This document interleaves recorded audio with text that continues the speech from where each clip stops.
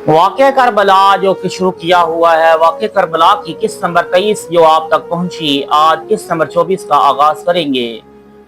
किस्त नंबर 23 में मौजू था कि आपका सफ़रे करबला, और यही शुरू है, इसकी किस्त नंबर 24 आज शुरू होगी।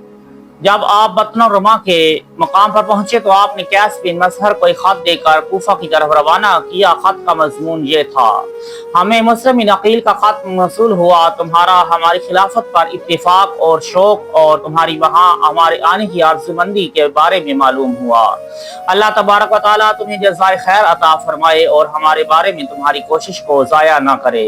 हमने ये खत वादी रमा से लिख कर तुम्हारी तरफ अरसाल किया है और अनकरीब हम इस खत के पीछे तुम्हारी तरफ आ रहे हैं।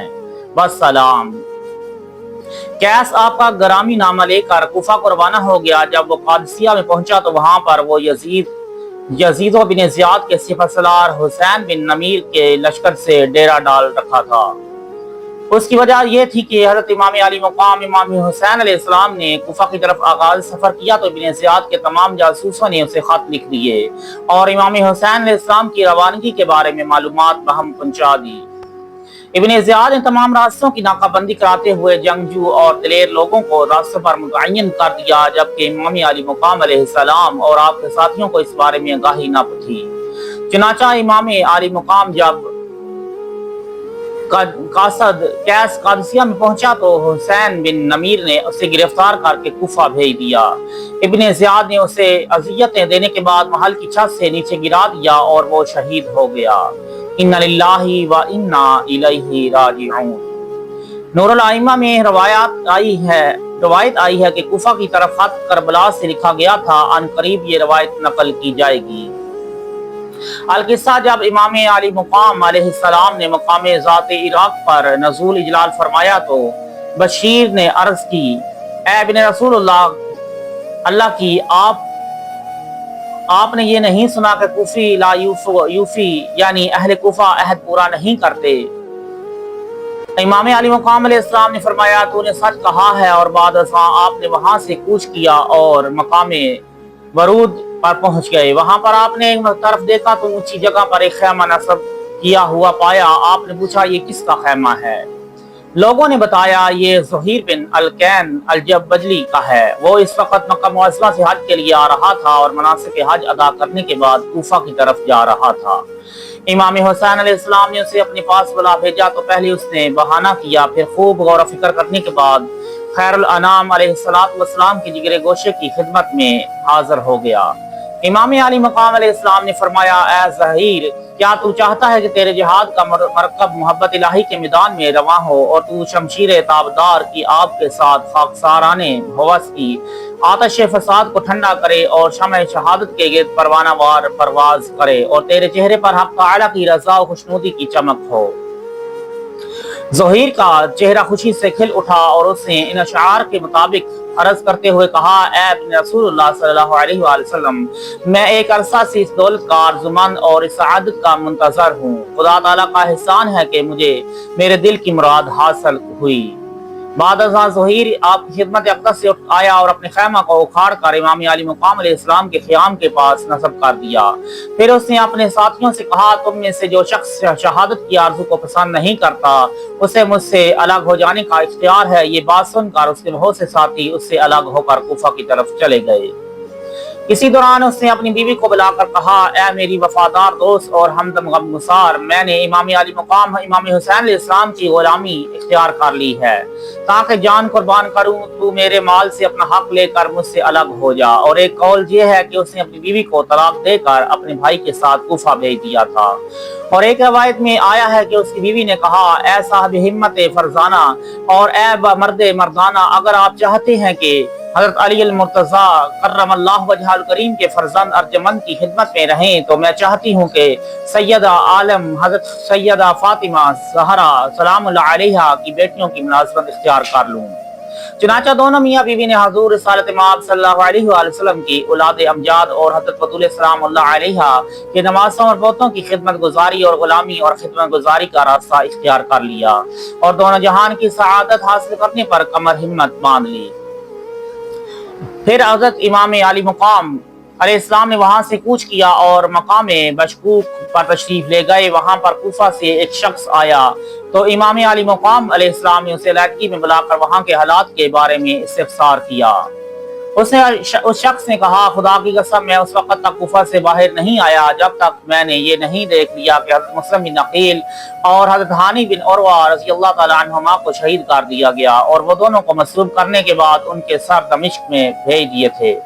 امام علی مقام علیہ السلام نے یہ خبر سماعت فرمائی تو کہا، انا للہ و انا الیہ راجعون۔ پھر وہ شخص چلا گیا اور سوائے امام حسین علیہ السلام کے دوسرا کوئی شخص اس راز سے آگاہ نہ ہو سکا۔ روایت آئی ہے کہ حضرت مسلم رضی اللہ تعالیٰ عنہ کی ایک چھوٹی بچی تھی جسے حضرت امام حسین علیہ السلام نے اپنے ساتھ لے آئے تھے اور وہ آپ کی صاحبزادیوں کے ساتھ رہا کرتی تھی۔ جب اس منزل پر قیام فرمایا تو حضرت مسلم کی صاحبزادی حسب عادت امام علی مقام علیہ السلام کی خدمت میں حاضر ہوئی۔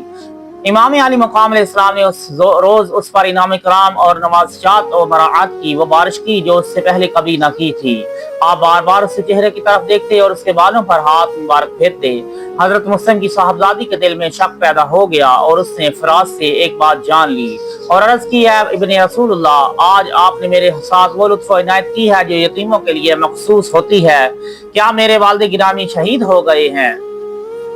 امام علی مقام علیہ السلام بچی کی یہ گفتگو سن کر مزید برداشت نہ کر سکے اور روتے ہوئے فرمایا، بیٹی غم نہ کر، میں تیرا باپ ہوں اور میری بہن زینب تیری ماں ہے اور میری بیٹیاں سب تیری بہنیں ہیں اور بیٹے سب تیرے بھائی ہیں۔ حضرت مسلم کی صاحبزادی نے یہ بات سنی تو فریاد و فغاں کرتے ہوئے عربی زبان میں کچھ فرمایا۔ جب حضرت مسلم کی بیٹی کی فریاد و فغاں ظاہر ہوئی تو حضرت مسلم کے بیٹوں کو بھی اس حادثہ جہاں کا اطلاع ہو گئی، چنانچہ انہوں نے بھی نالہ و فریاد کرتے ہوئے اپنی دستاریں سروں سے اتار دیں اور زاری و بے قراری میں کوئی دقیقہ فروگزاشت نہ کیا۔ ان میں سے ہر ایک سوز دل سے اپنا غم بیان کر رہا تھا۔ حضرت امام حسین علیہ السلام کو حضرت مسلم کے غم نے نڈھال کر دیا اور آپ دھوکے کے معاملہ سے فکر مند ہو گئے۔ کوفیوں کی بے وفائی اور حضرت مسلم کی جدائی کے خنجر کے زخم کے باعث آپ کی چشمان مبارک سے پانی کا دھارا بہہ نکلا اور زبان حال سے یہ کلام آپ کی زبان پر جاری ہو گئے۔ روایت میں آیا ہے کہ حضرت امام حسین علیہ السلام کے بعد ساتھیوں نے آپ کو قسم دے کر عرض کی کہ آپ اپنے آپ پر اور اپنے اہل بیت پر رحم فرمائیں اور کوفہ جانے کی بجائے اپنے وطن کو مراجعت فرمائیں، کیونکہ اس حال میں کوفہ کی مشکلات ظاہر ہو گئی ہیں اور کوفہ میں آپ کا کوئی مددگار نہیں ہے۔ حضرت مسلم کے نبیرگان اور برادران نے یہ سن کر کہا، اے ابن رسول اللہ، حضرت مسلم کے بعد ہمارا جینا کس کام آئے گا؟ ہم واپس نہیں جائیں گے بلکہ یا تو مسلم کا انتقام لیتے ہوئے ان لوگوں کو قتل کریں گے یا وہی شربت شہادت ہم پیئیں گے جو مسلم نے پیا ہے۔ امام علی مقام علیہ السلام نے بھی فرمایا، یعنی اس کے بعد زندگی میں کوئی مزہ نہیں۔ جب آپ اس منزل سے کوچ کر کے زبالہ پہنچے تو عمر بن سعد کے قاصد نے آ کر آپ کو وہ خط دیا جس میں لکھا تھا کہ اہل کوفہ نے اپنی مذموم عادت کے مطابق غداری اور بے وفائی کی اور حضرت مسلم کو تنہا چھوڑ دیا، یہاں تک کہ انہیں پہنچا جو پہنچا اور حضرت ہانی بھی تیغ ستم سے شہید کر دیے گئے۔ ابن سعد کی خط سے حضرت امام حسین علیہ السلام کو یقین ہو گیا کہ حضرت مسلم کو شہید کر دیا گیا ہے۔ جب یہ خبر لشکر امام میں پھیل گئی اور ان لوگوں کو پتہ چل گیا جو آپ کے ساتھ ادھر ادھر سے جمع ہو گئے تھے تو ان لوگوں نے رفاقت پر مفارقت کو ترجیح دی اور الگ ہو گئے۔ وہاں سے کوچ کرنے کے بعد آپ قصر نبی مقاتل کی مقام پر تشریف لے گئے۔ وہاں پر آپ نے ایک خیمہ دیکھا جس کے پاس زمین پر نیزہ گڑا ہوا تھا اور اس کے ساتھ تلوار لٹکی ہوئی تھی اور گھوڑے کو باندھ کر اس کے آگے گھاس ڈالی ہوئی تھی۔ امام علی مقام امام حسین علیہ السلام نے پوچھا، یہ اسلحہ اور گھوڑا وغیرہ کس کا ہے؟ لوگوں نے بتایا، یہ سمان مبارزان زمان اور دریران دوران میں سے ایک شخص عبید اللہ بن الجحفی کا ہے جو کوفہ کے سرداروں میں سے ہے۔ یہ شخص قوت اور شوکت سے سرفراز ہے اور اس اپنے ہم جنسوں اور برابر کے لوگوں میں امتیازی شان رکھتا ہے۔ امام حسین علیہ السلام نے اس قبیلے کی ایک شخص حجاج بن مسروق حجفی کو اس سے بلانے کے لیے بھیجا۔ حجاج نے جب آپ کا سلام و پیام اس سے پہنچایا۔ انشاءاللہ بقیہ حصہ کل بیان کیا جائے گا۔ اللہ تعالیٰ کی شہداء کربلا پر رحمت و برکت ہو اور ان کے صدقے ہماری بخشش ہو، مغفرت ہو، آمین۔